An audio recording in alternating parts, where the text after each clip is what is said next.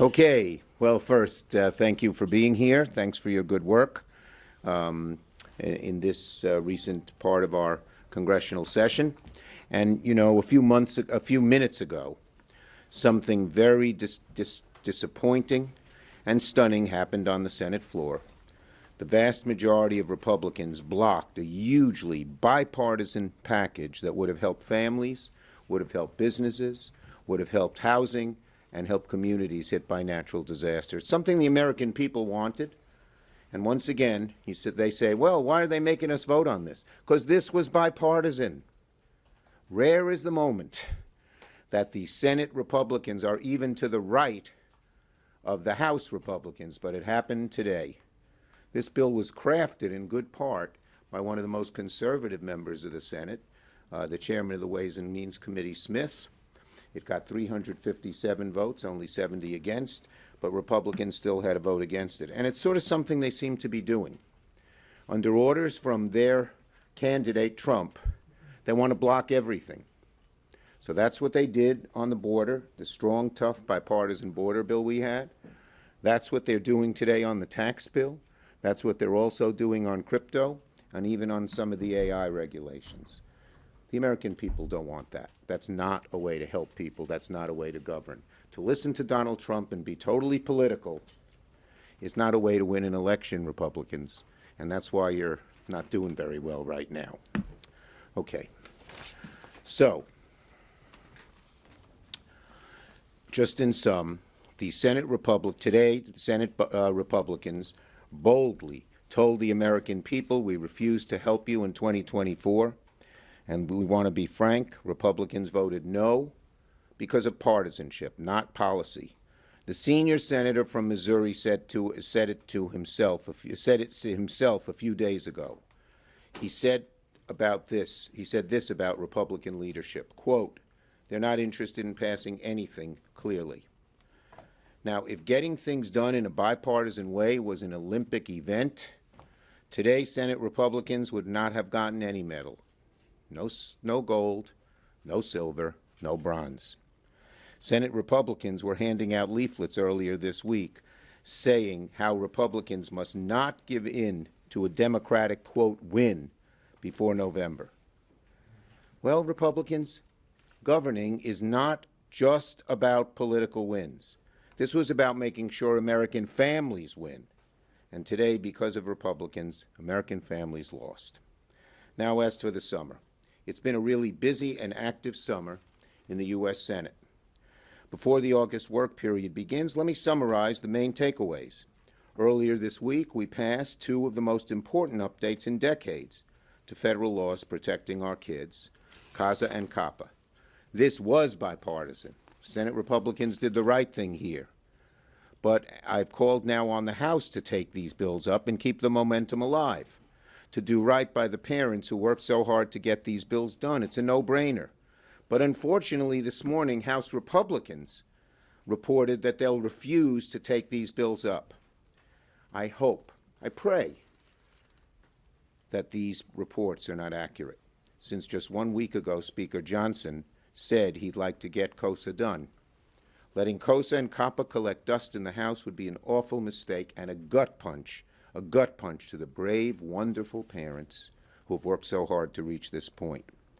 These parents, the kids across America, deserve better. I hope House Republicans swiftly change course and take up COSA, take up COPPA. If Speaker Johnson put them on the floor, they would pass, my guess is, with overwhelming bipartisan majorities. So you've got to wonder, why can't Republicans get on the same page? We see an overwhelming majority of Republicans, including leadership, voting for tax bill in the House, but in the Senate, a dismal showing. And meanwhile, we have almost every single Senate Republican voting yes on COSA and COPPA, and then the House Republican leadership kills it. Both of these bills, tax bill, COSA and COPPA, help kids and families. Both of these bills had overwhelming support from Republicans and the American people. What is going on? Why can't Republicans get on the same page? And it shows the American people that the Republicans' bellwether isn't helping the American people. It's helping Donald Trump and the hard right achieve their unpopular agenda. We saw this also at the start of June going into July, when Democrats held votes to codify the right to abortion, contraception, and IVF into law. All across the country, we're seeing the horrible Dobbs decision not only rip away a woman's right to choose, but it's opening the floodgates for draconian, cruel bans on women's choice from one end of America to the other. Democrats are clear where we stand. We all voted to secure these rights, protect women, protect families. But unfortunately, for the American people, Republicans showed us where they stand, and we know that if given the chance, they would vote for a nationwide abortion ban. So as we turn to August, Democrats are going to be going to their home states, talking about the contrast between the two parties. It's a glaring contrast and one we're happy to talk about and bring home to the American people. We're not just going to be talking about the accomplishments of this summer and this year, but implementation of the massive accomplishments of the last Congress. Democrats have routinely fought and delivered for the American people. And don't take my word for it, look at the facts. Not just the bills we pass, but what that means in every state across the country. From big projects, one of the best projects Nevada has wanted for years, high-speed rail between Los Angeles and Las Vegas. Bridges that communities have been longing for. The Spence Bridge connecting Ohio and Kentucky and the Blatnick Bridge connecting Wisconsin and Minnesota are just two. And rural broadband. Our candidates, our senators are going in rural counties and saying, for the first time, you're going to get broadband. We put it in the BIF bill. These counties desperately need it. You know, Roosevelt said in the 1930s, electricity was a necessity, created the REA, Rural Electrification Agency, and brought electricity to rural areas. Well, broadband is just as big a necessity in the 21st century. And rural counties from one end of this country to the other are now getting it. It helps telemedicine get better health care. It helps their schools, better education. It helps bring small businesses there. And you know, in our states, if you talk about it nationally, it doesn't have the same impact. I'm building a whole lot of bridges in the country.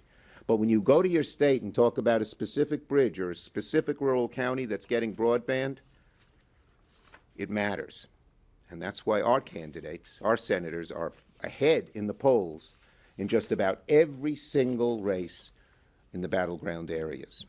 Even in my state, the Gateway Tunnel, but also smaller and more meaningful projects like rehabbing the dilapidated Bridge Street in Cornwall, New York into a usable park. The list goes on and on. Americans are seeing that Democrats are producing in community after community. Republicans are playing political games. We welcome the contrast. Questions? Yes. So on the No Kings Act, is the plan to bring that bill up under unanimous consent or to have an up and down vote on it? And when can we expect that to happen? Okay, we are looking at all kinds. Look, let me take a big picture step here. The Supreme Court is a morass. It's an ethical morass and it's a substantive morass. It's an ethical morass as we've seen what's happened. Multi-billionaires from the right wing giving gifts of millions of dollars total to Supreme Court justices. At the same time, these right-wing billionaires are funding legal suits to go to that Supreme Court. Who would have thought? And I have to say, Chief Justice Roberts is derelict in his responsibility. He should be cleaning this up. He's not, and that's why we in Congress have an obligation to do it. And then it's a substantive morass, constantly moving to the hard mega right, taking away people's rights away, taking away rights away from everybody, taking away a woman's right to choose, siding with the big special interests, and even violating our democracy with the ridiculous, awful decision that presidents are kings, that if they do something they think is official, that they can do, as Nixon said, whatever they want. So we have 38 co-sponsors. I just introduced the bill a few minutes ago or an hour ago on the floor, and we will be pursuing the best way to get that done. It's very important to us, and I believe the American people are with us all the way. Okay, yes, woman in the back there. Can I, obviously you guys have 5 weeks of recess. We're looking ahead to September November. There will only be a couple weeks in session before. Don't cut us short, 3. 3 weeks before the government funding deadline hits. Are you confident that you can avert a shutdown, and what other priorities do you have? Look, it's going to take bipartisanship to avert a shutdown, as it always does. In the Senate, we're working on bipartisan bills. I think they passed 3 or 4 more bills today in the Senate Appropriations Committee, Democrat and Republican. Chair Murray, Ranking Member Collins working together. Contrast that to the House, where they can't pass anything bipartisan. They can't even pass some of the bills with partisan majorities, and it's filled with poison pills. So we're going to have to work hard, but I'm confident if Speaker Johnson learns the lessons of the past few times and works in a bipartisan way, we can avoid a shutdown. Okay, go ahead, Manu. Trump won Montana by about 16 points in 2020. He won Ohio by about 8 points. Do you have any concerns about Kamala Harris's more liberal politics dragging down Tester and Brown? There is excitement from one end of the country to the other about the Democratic ticket. And Tester and Brown and our senators, the people of those states know. Tester fights for Montana regardless of party. Brown fights for Ohio regardless of party. And that's why they're doing so well in those states despite the lead that Trump has. I am confident that they are going to win their seats because they are standing, and they're willing to break with the Democratic Party when they find the need to do it to represent their states. But I am confident we're going to win those seats. I'm confident we are going to keep the Senate. You know, when we had this break 2 years ago, you all said to me, oh, you're going to lose 4 or 5 seats. Look at the map. I said, we're going to break even and maybe pick up a seat.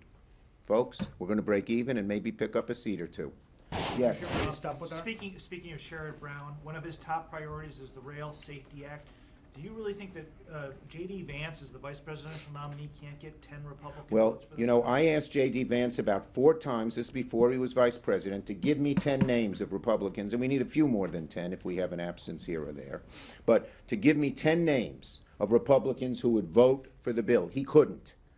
Now he's vice president nominee. Now he's the vice president nominee. I have a feeling the American people are not going to be very confident in him as vice president, and if God forbid, you know, well, I would say I have a feeling that if Trump could no longer serve, J.D. Vance is one of the last people Americans would want to see serve as president. But let me just say this. If he can show us that it's a bill we want to pass, it's a good bill, and if he can show us that there are 10 votes now, maybe that his vice president's change, we'll get the bill done. We may need a time limit. We don't want to take 2 weeks. We can't with 3 weeks left. But so far, lead Republicans are blocking it. John Thune doesn't want to have the 2 people on the trains, which are very important. Other people are blocking it. But show us the 10 votes and we'll get it done. Yes. Schumer, if you do keep the majority and you are a majority leader for another 2 years, what's at the top of your agenda in the first 100 days? Well, we'll have to discuss it, but things like democracy, things like passing the kinds of tax bills we're looking at that help families and the child tax credit are important. Doing more for clean energy, doing more for transportation and education are really, really important things to us. There are many different things we will do. But if you look, the last time Democrats had all 3 places that deal with legislation, the President, the House, and the Senate, we had, we passed more good legislation than we have in decades. If you look at what we did there, you'll see us do many things in that regard in the next Congress, should we have the House, Senate, and presidency, which I believe we will have. Yes. Schumer, does today's vote on the tax bill failing have any bearing on negotiations next year when there will be a broader set of tax cuts expiring from the 2017? Well, let me just say this. I am hopeful that Republicans, when they go home, are going to feel the heat and maybe come back and ask, we asked for months. People ask, why is it coming up this week? Well, we asked for months for Crapo, Ranking Member Michael Crapo, to tell us what changes they wanted, how we could make, we are a party that's willing to get things done if we can't get everything we want done. But we heard nothing other than they didn't want to pass it. So I'm hopeful still that it won't be dead, that I'm hopeful we can get it done. I'm hopeful they will come back and stop their intransigent position that they're not going to do anything because Donald Trump doesn't want to see any accomplishments here. As for next year, if we get the majority, one of the things we do is undo those real tax cuts to the very wealthy and to the big corporations that Trump did, and instead direct the tax breaks to average working families in America who make below $400,000. His bill favored the very, very wealthy. And after they passed it, do you remember? Our messaging was so strong up to 2018, they couldn't even talk about it in the elections. Okay, one more. Yes.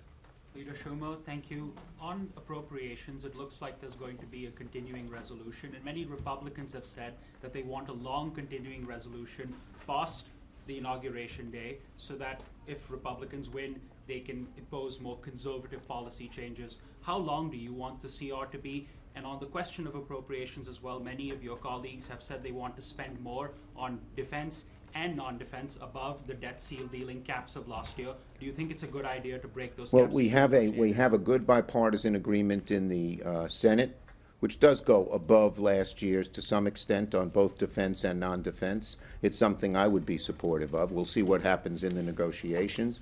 And as for the timing, let's wait for the negotiations to occur. Okay? Yes. Yesterday, former President Trump made some racist remarks about Vice President Harris's identity. Are you concerned that as your colleagues on the other side on the campaign trail that they'll adopt some of those questions about Kamala Harris's identity? And what do you think that it says? Well, I think my about- Republican colleagues are embarrassed. I had one senior Republican colleague say to me this morning, I guess now you're going to win the election after we heard Trump last night. He said that. And let me say this.